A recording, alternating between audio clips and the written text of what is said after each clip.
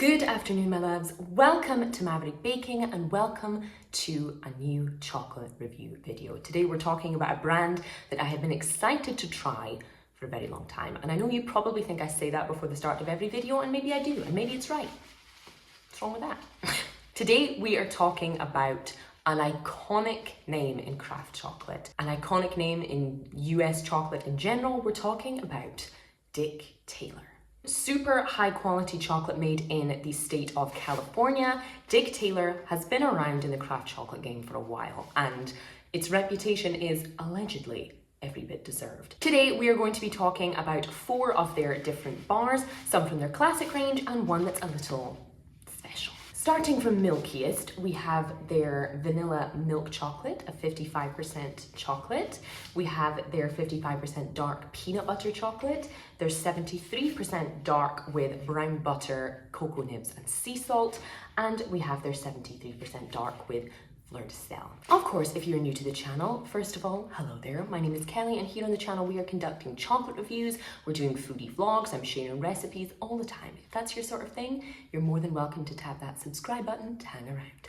But enough chat. Let's get into today's tasting, beginning with the darkest and most brooding of the flavors, the 73% dark with fleur de sel salt. We can expect nothing more than ingredients: cocoa, sugar, salt. One of the things that's drawn me to this brand for a long time is the gorgeous packaging. It's absolutely beautiful, and I can't wait to see if the inside is just as pretty. Inside we have this gorgeous, almost Victorian wallpaper packaging that has a lovely subtle crinkle to it. Not only was the packaging looking like a kind of Victorian era wallpaper, as is the actual bar itself. I'm really hoping the lighting portrays the chocolate better than it's portraying me at the moment, but that is, but let's see how it tastes.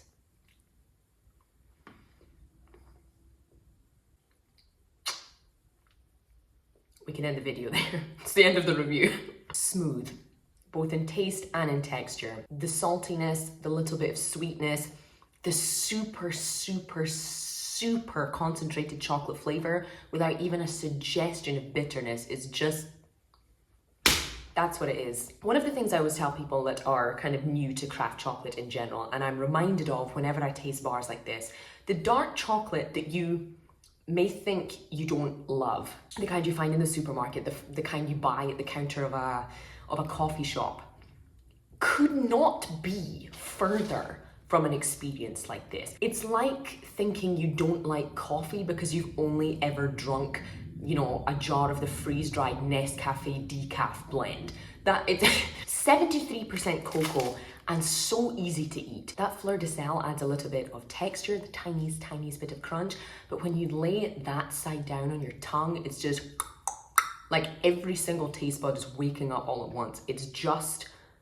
It's gorgeous. It's nothing less than I expected, and I can't wait to eat more, but I'm not going to yet because we have 4 others to try. But that is an absolutely exemplary dark chocolate and an exemplary use of a generous amount of salt to use in any kind of sweet or dessert. Stunning, delicious, 5 out of 5. No notes. Next, I think we will get into the other 73% dark bar that also contains brown butter, nibs, and some more sea salt. So again, from this one, we can expect just the most minimal ingredients list possible: cocoa, sugar, butter, salt. It may sound like the beginning of a list of ingredients for making brownies or something, but that is exactly what a chocolate bar should be like. We don't want to see palm oil. We don't want to see any kind of vegetable oil. We don't want to see whey powder. We want to see the actual things that we're going to taste. Immediate, more kind of buttery smell in there. You can see that we still have that gorgeous wallpapery pattern on the front. And on the back, you can see little pieces, again, if the light is behaving, pieces of cocoa nibs and salt in there too. But let's see how it tastes. All of the smoothness in taste and texture as the previous bar, a little bit of extra crunch from those cocoa nibs, and just the most subtle creamy flavor from that butter. Honestly speaking, would I know there was brown butter in this if I didn't know? Probably not. It is different in texture. It's definitely more buttery. It's definitely kind of creamier than the previous bar, but I don't know if you can necessarily taste the butter itself. I have to say, I probably enjoy it just as much as the previous one, even though I expected to enjoy it a little bit more. That salt and those cocoa nibs offer a gorgeous contrast in terms of the texture and a little bit of extra kind of savoriness in the flavor too. It's fabulous. Is it as fabulous as I expected? Honestly, maybe not, but I'd be happy to give that a solid 4 out of 5. Shall we move on to some milkier chocolate? Here we also have two 55% cocoa bars, one 55% without any milk added, and one with some milk from the Alexander or Alexandre family. But let's get into peanut butter first. Moving from one kind of butter to another, this contains nothing more than cocoa, sugar, peanut powder, being peanut flour, like ground up peanuts, with some extra sugar and salt, and cocoa butter. I imagine the extra cocoa butter added to this, along with the kind of peanut flour that's in there, will make for a creamier texture, but I'm really, really, really hoping that this will have that peanut butter flavor coming through. I couldn't resist this one when browsing all of Dick Taylor's many different kind of flavor options, as well as their classic dark chocolate options. Peanut butter is such an iconic American ingredient that I thought if any brand was gonna do it well, it was gonna be them. Immediately you can see the bar is a little bit lighter in color than those previously. And there's an immediate kind of savory, nutty smell coming from that. Let's see how it tastes. That is what you want from a peanut butter chocolate bar. While many of us probably have experience with peanuts and chocolate from a Snickers bar or a Reese's peanut butter cup, this does that without the need for fillings and without the need for loads of milk or sugar to kind of, add extra, probably unnecessary richness to that peanut flavor. This is almost a savory experience. Again, much like the first bar, this is like a pinball in the machine of your mouth, just pinging off of every single kind of taste receptor. You have sweet, you have salty, you have creamy, you have the tiniest bit of bitter from the cocoa. It's rich and it's creamy, so it like coats your whole mouth. It's absolutely what every other peanutty chocolate bar should aspire to taste like. All while not being too rich and sickly by being milk chocolate, but also not being overwhelmingly bold like dark chocolate. Despite containing ground up nuts in there, it is as smooth as butter. So creamy. Almost like if gianduja was made with peanuts. Like the nuts have been ground up so finely and included so well in there that it doesn't feel like you have chalky bits or crunchy bits or little chunks.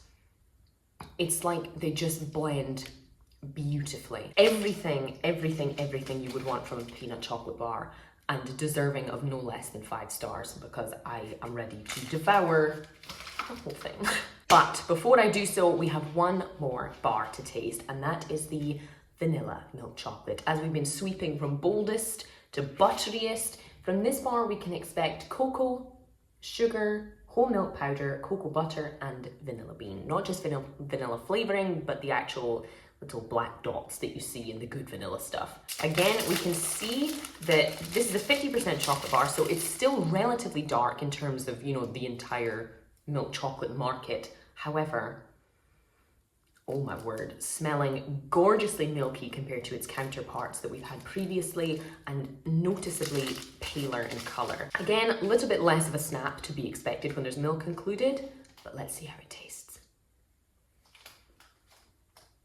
Bold, buttery, a little bit nutty, a little bit like coffee. It's milky, but it's also super cocoa-y because it's 55%. I expected nothing less from this one, to be honest, and I do kind of wish I'd bought 2 bars as I was planning to. That is balance embodied, and I know I've said that about like 3 of these 4 bars, but it really is. It tastes like a good chocolate ganache. It tastes like good quality, fancy, Christmassy, chocolatey gift. It's like it somehow tastes really high-end and really nostalgic and childlike at the same time, and that is not easy to achieve. That For the reputation that US chocolate has around the world, especially in Europe, that almost makes up for all of it. That is gorgeous. And for that reason, I will award it the much deserved highest honor from me, world-renowned critic. 5 stars from me, absolutely. There's a reason Dick Taylor's a big name. There's a reason it is the price point that it is. And obviously, whenever I make these kind of review videos around craft chocolate, bean to bar chocolate, small batch chocolate, I would emphasize that yes, the price point is high, but you're getting everything that you're paying for it. So many of us, myself included, are so often ready to pay just pennies for chocolate, thinking of it as some kind of everyday entitlement, when in fact, eating bars like this reminds you that it is instead just an incredibly luxurious and laborious human invention that's just absolutely stunning. In taste, in texture, everything about it is so rich and indulgent that paying a little bit more to get the best possible version you could get that also has good ethics, that's also being run by, you know, a company that has principles at the same time. While our budgets do not stretch to it all the time, myself included, it is so worth it if you're a chocolate lover and if you like to try new things. I have very much enjoyed myself today. If you guys have tasted Dick Taylor chocolate, if you're based in the US, or if you've imported it to other parts of the world like I have, do let me know. This company is doing things I was expecting that it was doing, and I hope it continues doing. Of course, if you've gotten to this stage of the video, thank you so much for watching. It's a pleasure to have you here. I hope you've enjoyed this review. I hope you've learned something, or at least that your mouth is watering for the next taste of chocolate. Thank you so much as always. Don't forget, you can always support the channel on Patreon if you're feeling so inclined. Link is always in the description box. But otherwise, I will love you and leave you. Have a fabulous week, and I'll see you for the next one.